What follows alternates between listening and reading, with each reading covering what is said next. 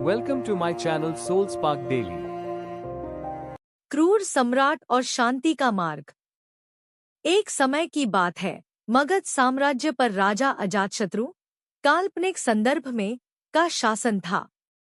वह अपनी वीरता के लिए जितना प्रसिद्ध था, उससे कहीं अधिक अपनी क्रूरता के लिए कुख्यात था।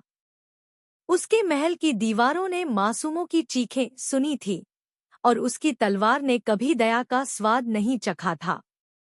क्रोध उसकी नाक पर रहता और अहंकार उसके सिर पर।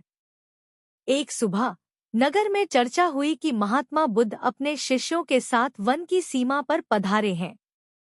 राजा को जब यह पता चला तो उसे क्रोध आया।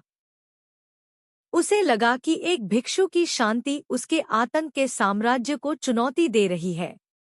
उसने निर्णय लिया कि वह स्वयं जाकर बुद्ध का अपमान करेगा और उन्हें नगर से बाहर निकाल देगा। राजा अपनी पूरी सेना और चमकती तलवार के साथ बुद्ध के शिविर पहुंचा। वहां सन्नाटा था। बुद्ध एक वट वृक्ष के नीचे आंखें मूंदकर बैठे थे। उनके चेहरे पर एक ऐसी अलौकिक शांति थी जो राजा ने पहले कभी नहीं देखी थी। राजा चिल्लाया, ए भिक्षु, क्या तुम्हें ज्ञात नहीं कि तुम किसके सामने खड़े हो? मैं इस धरती का सबसे शक्तिशाली और क्रूर राजा हूँ। बुद्ध ने धीरे से आंखें खोलीं और मंद मुस्कान के साथ कहा, राजन, शक्तिशाली वह नहीं जो दूसरों को डराता है, बल्कि वह है जो स्वयं के क्रोध पर विजय प्राप्त करता है। राजा ने उपहास करते हुए कहा, यह किताबी बातें मुझ पर काम नहीं करेंगी। मैंने हजारों को मारा है। बुद्ध ने शांत स्वर में उत्तर दिया, राजन, यदि आप एक जीवित वृक्ष की टहनी तोड़ दें, तो क्या आप उसे वापस जोड़ सकते हैं? नहीं।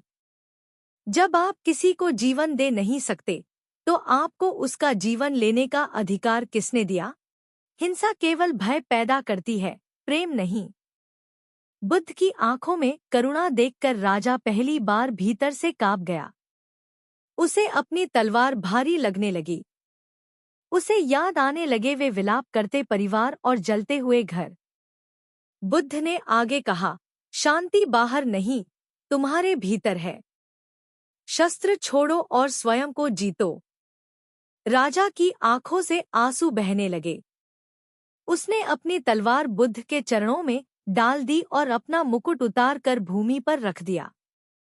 उस दिन से वह क्रूर राजा मर गया और एक न्यायप्रिय शासक का जन्म हुआ। उसने अपने कारागार खोल दिए, गरीबों के लिए चिकित्सालय बनवाए और युद्ध के स्थान पर धर्म का मार्ग चुना। लोग उसे अब क्रूर राजा नहीं, बल्कि प्रजापालक सम्राट के नाम से पुकारने लगे। सीख, क्रोध और हिंसा मनुष्य को राक्षस बनाते हैं, लेकिन क्षमा और करुणा उसे देवता की श्रेणी में खड़ा कर देती हैं।